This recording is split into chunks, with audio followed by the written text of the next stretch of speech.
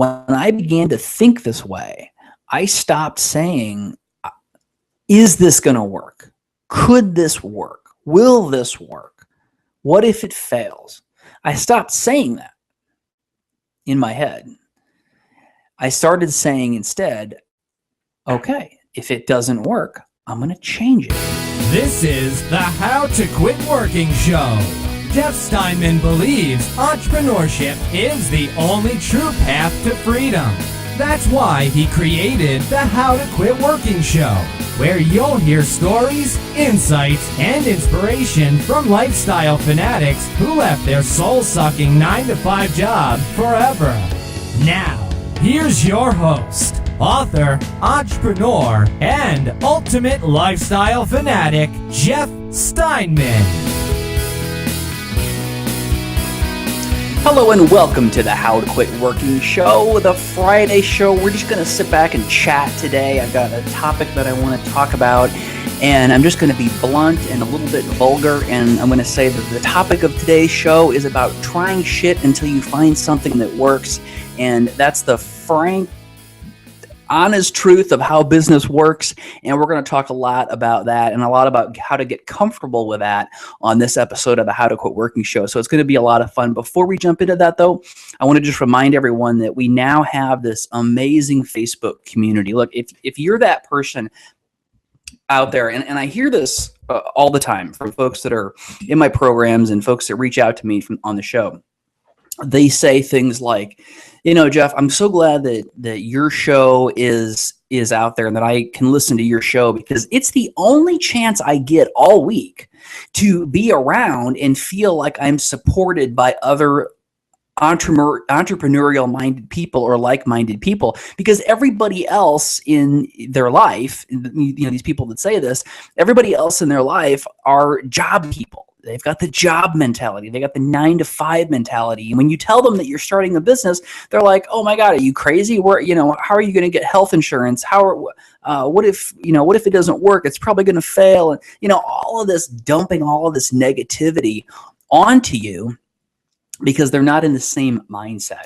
So if you want to be around other people that are in the same mindset, then join the How to Quit Working group on Facebook. Go to howtoquitworking.com/group, and then that shoots you over to the Facebook group, and just click on join group, and then we approve your request pretty fast. So there's no reason not to go over there and join the How to Quit Working group on Facebook, because, you know, you've got all of these influences life, and one thing that you can do quickly and easily and for no cost is to go over and join that group on Facebook, because what's going to happen is then you're going to start to see some positive, encouraging stuff from people who think just like you showing up in your newsfeed on Facebook, instead of what other horror is going on in the world or whatever stupid Facebook hoax is going on. I'm really frustrated with Facebook and just looking at the feed, because it's just one hoax after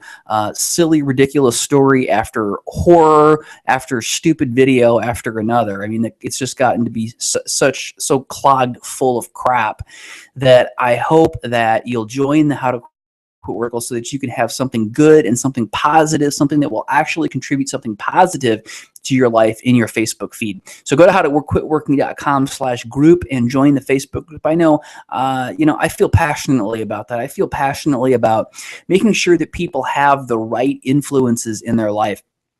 You know, and I talked about this on the show last week. I am insane about eliminating negative influences from my life. In fact, just the other day, I was having a conversation with a friend of mine, and I had to stop him, and I had to say, "Stop! Just stop! Stop telling me about all of this terrible stuff that's going on in the world. There's a reason why I don't watch the news, because I don't want to see the latest play-by-play, blow-by-blow of all of the terrible things that are going on in the world, when in reality, there's a lot of wonderful things that are going on in the world. They just don't make it to the news page because they don't get views. They don't get people to buy newspapers. The horror does. So again, like I said, I'm very vigilant about eliminating those negative influences in my life and you should be too. And I know that doesn't sound like it has anything to do with how to quit working, but frankly, it has everything to do with how to quit working. Everything about being successful in any shape, form, or fashion requires eliminating all of those negative influences from your life. And that's only half of the equation. The other half of the equation is getting the positive and the right influences into your life. And, I know I'm ragging on Facebook, and it deserves it, but one of the great things about Facebook is that you do get to select and pick and choose what types of things pop up in your feed and what types of things you subscribe to, what kind of things that you unfollow. Use that unfollow button or whatever it's called. When you click on that little thing next to something in Facebook, if you don't like something that you see, you click on that thing and they give you all kinds of great options for how to get rid of it and never have to see that thing again or that type of thing or anything from that person again. Control the influences in your life. I mean, control them like your success depends on it, because it does. Be insane about it. Be as insane as I am about it. You've got to have positive influences in your life because they just drag you down. I was talking last week about how when one of the patterns that I fall into is when I am thinking really negatively, I forget about resources that I have at my disposal.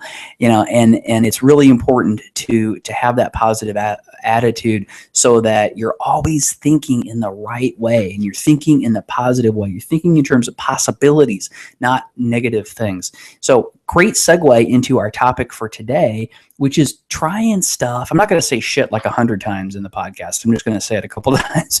Trying stuff until you find something that works. And that's the way business and entrepreneurship works. I remember my first real job ever. It was at a small Social Security disability consulting firm. And it was, there was about just over 100 employees at the company. And we were in a fairly large building. It was, 3 floors to the building. So there was a decent amount of square footage there. And I was in a role where I did technical support for the computers. So I would run around whenever anybody had some kind of issue with their computer. I'd run around and fix that for them. It was my kind of first real job.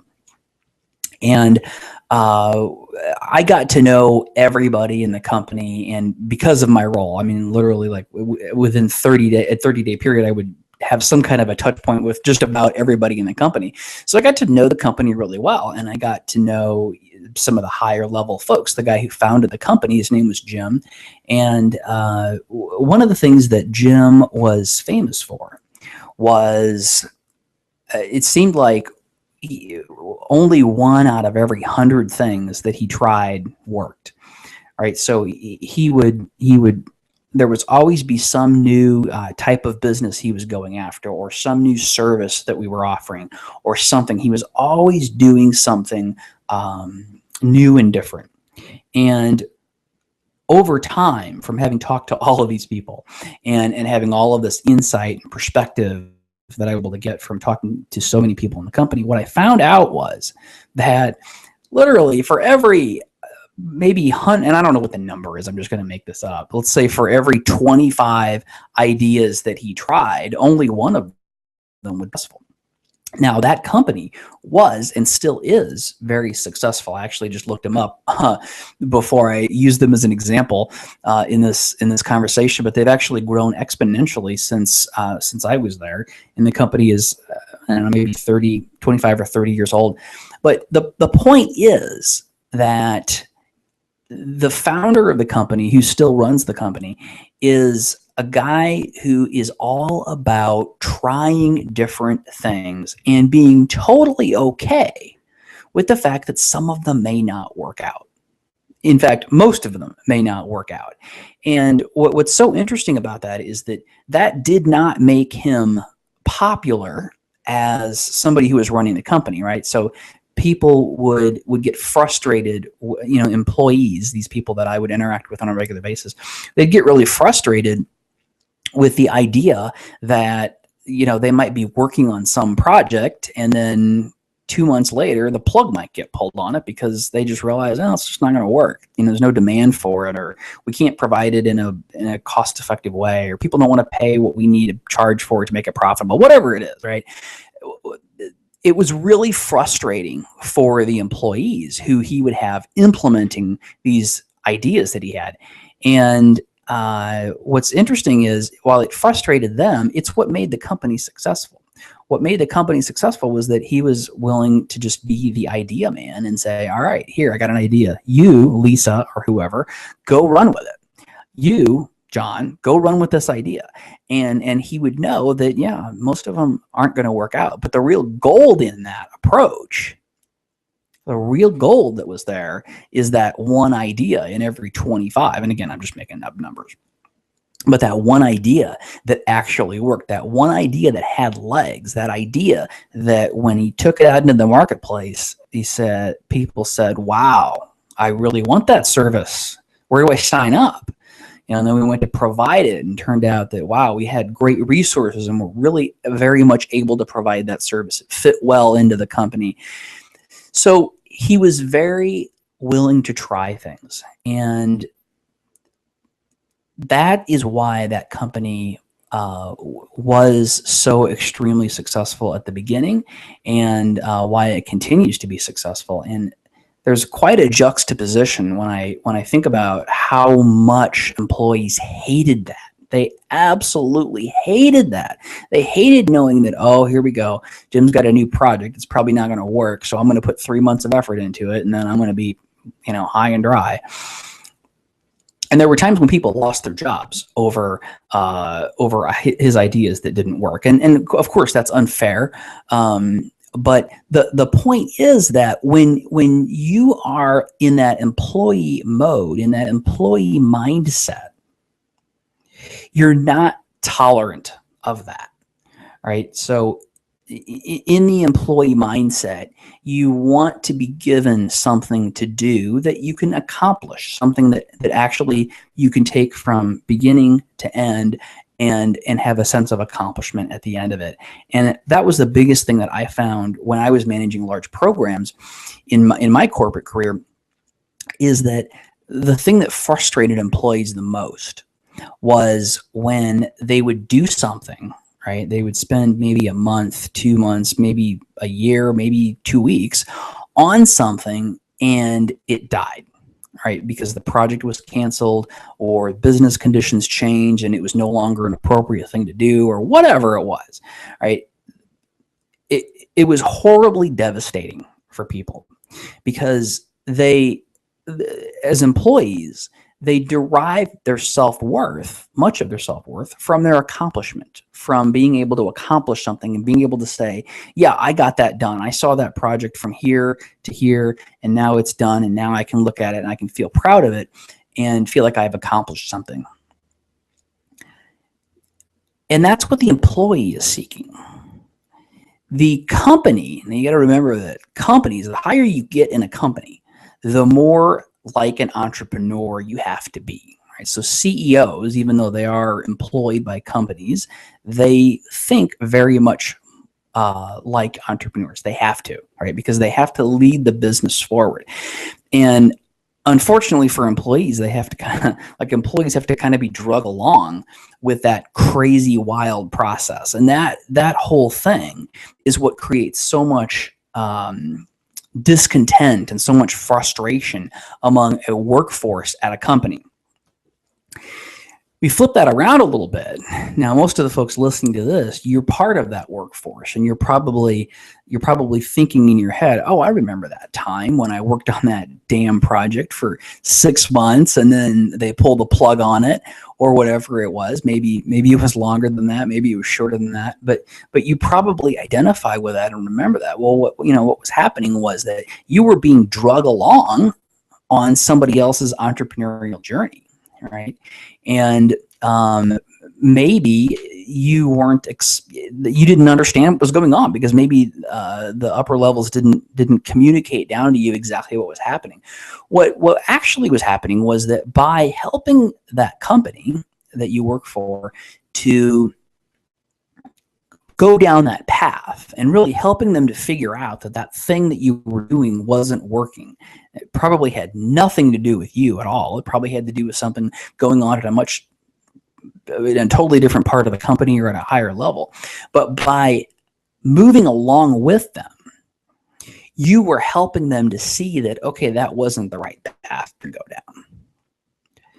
That we needed to do something different. And going down that wrong path seems pointless and it seems like a failure, but it's actually an extremely important part of the process. In fact, it's a critical part of the process. So you've got to be okay with that and recognize that as an employee, you've been unfairly, to some degree, drugged down that path.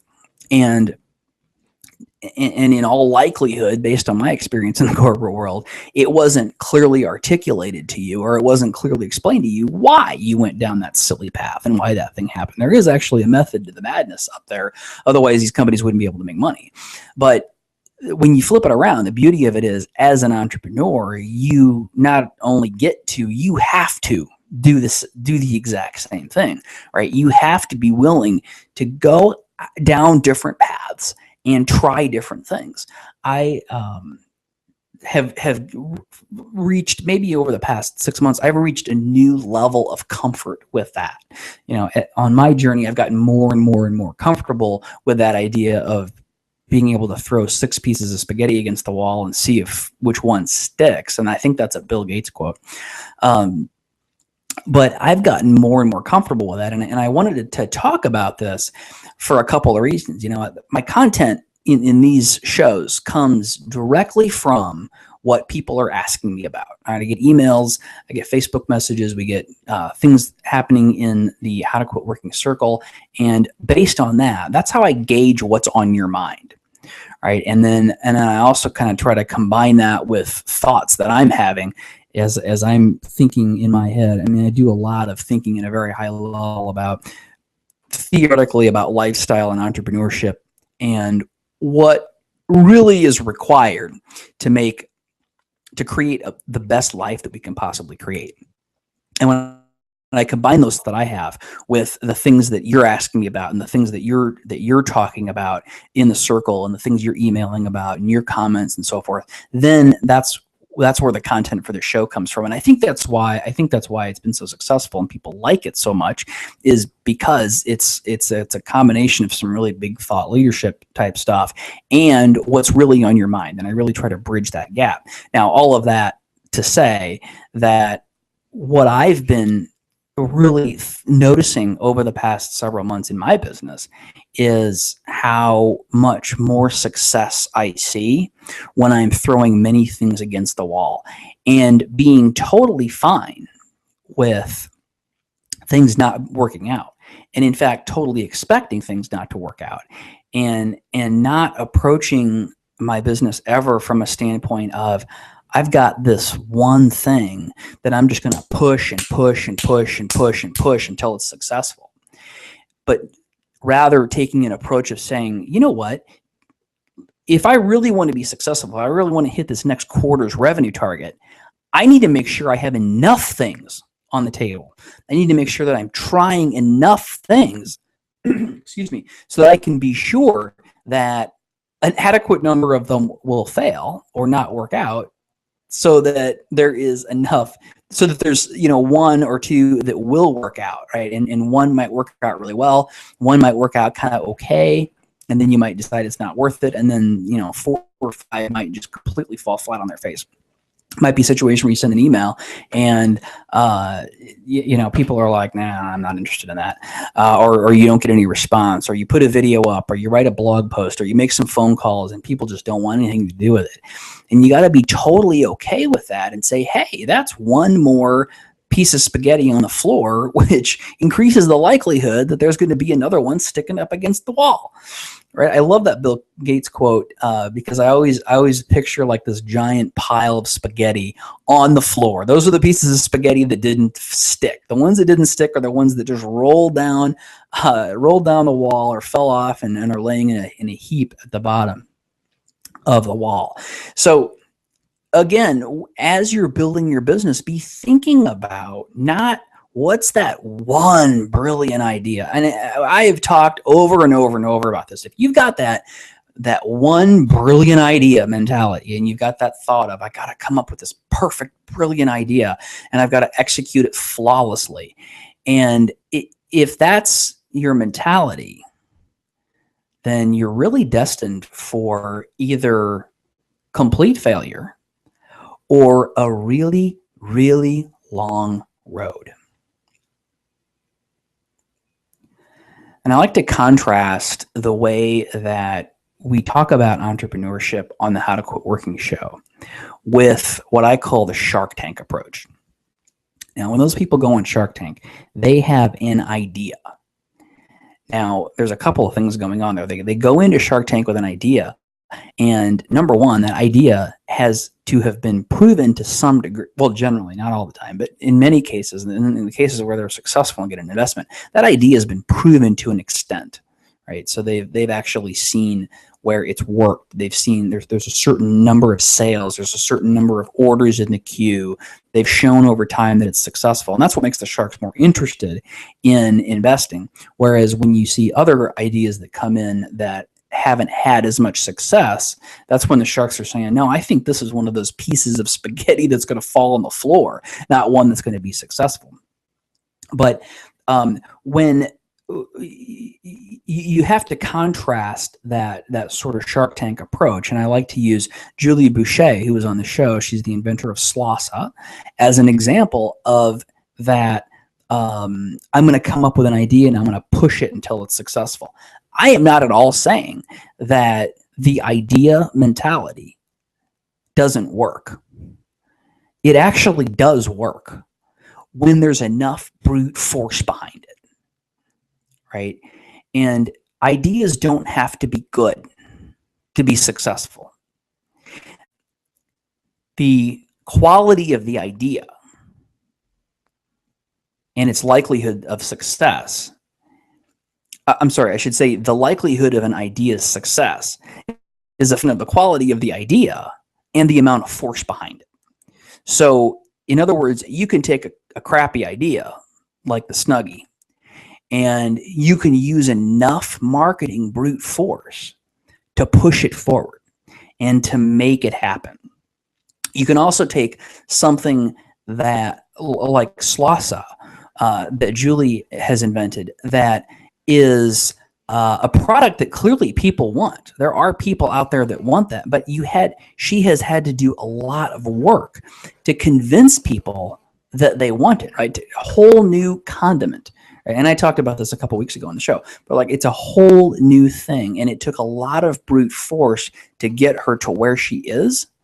And it's going to take a lot of brute force to get that product to where she wants it to go, because she's got really big plans for that. She wants to revolutionize the condiment industry. And I wish her the best. And I know for a fact that she's going to do it, and she's going to be hugely successful. And I hope that she remembers me. When she's hugely successful, I hope she remembers that guy that had her on his little podcast, 5 years ago, 10 years ago, whatever it is.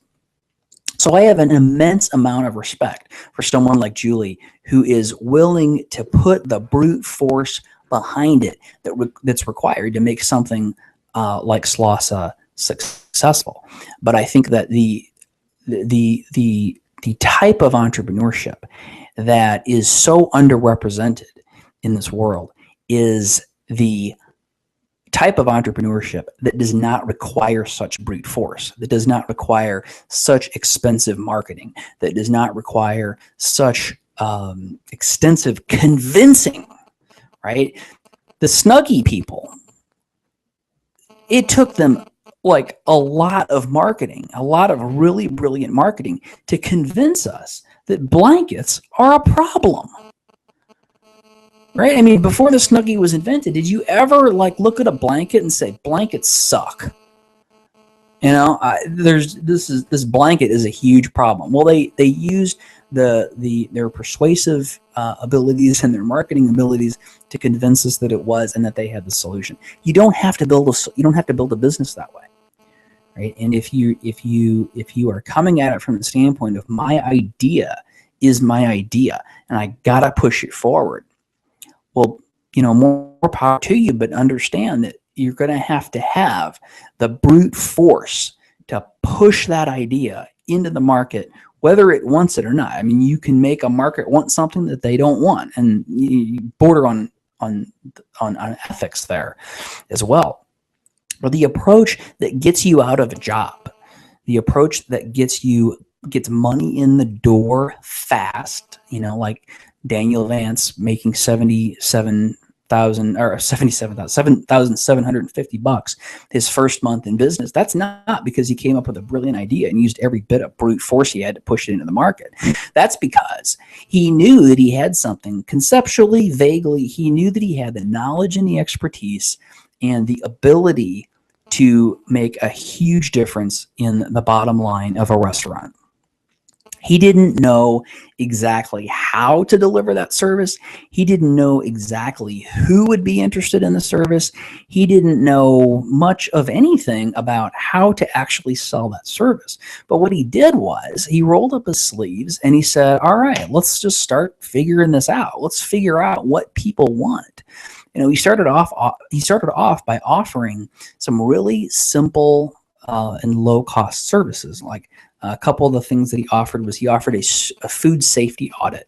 So what that meant was that, in your various municipalities, there's regular inspections for restaurants, right, to make sure that you're not serving raw chicken to people or doing anything that could get people sick, and that's called food safety. So what Daniel would do is he would go into a company before their scheduled municipal or county or whatever it is, before their scheduled food safety audit, and he would do his own audit. And he would basically, because he was very familiar with, and I think even certified in the St. Louis County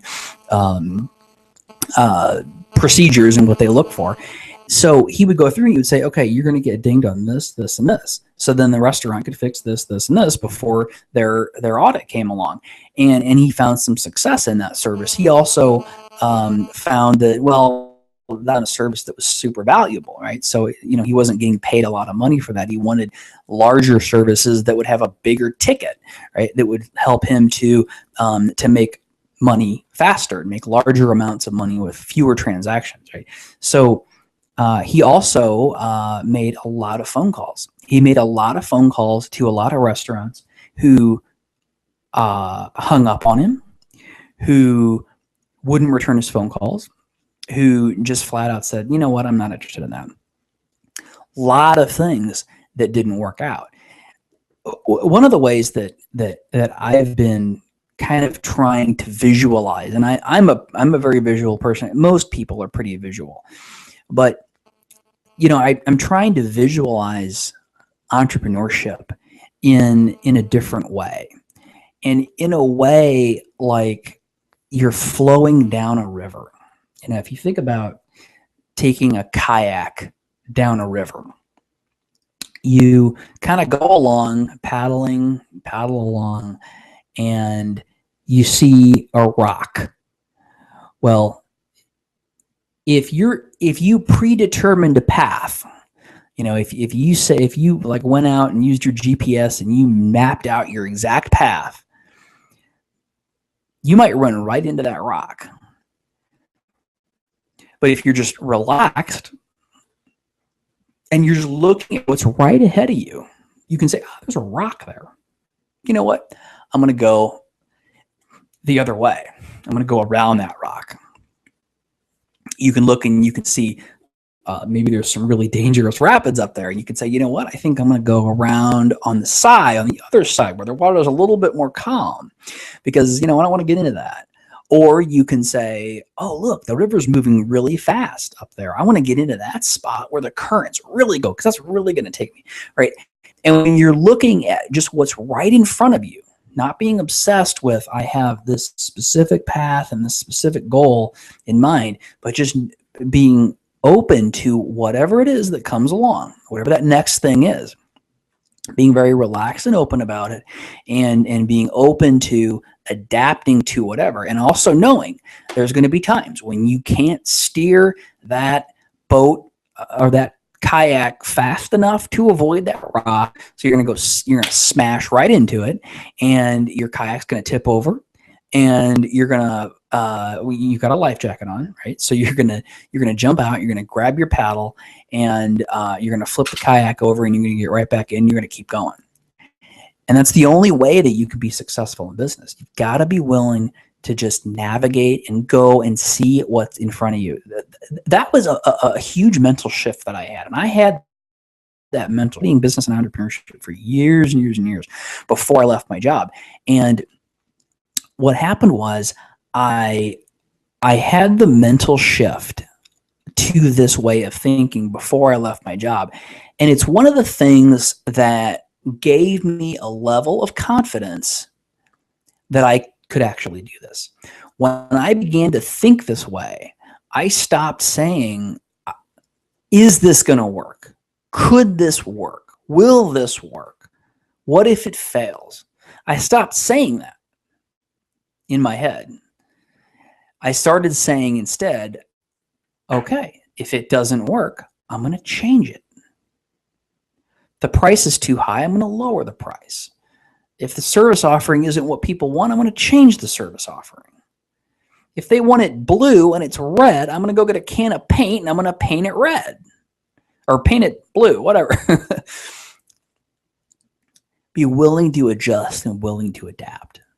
And you don't know how to adapt. This is so important. This is so important. You don't know how to adapt until you go out there and ask the question.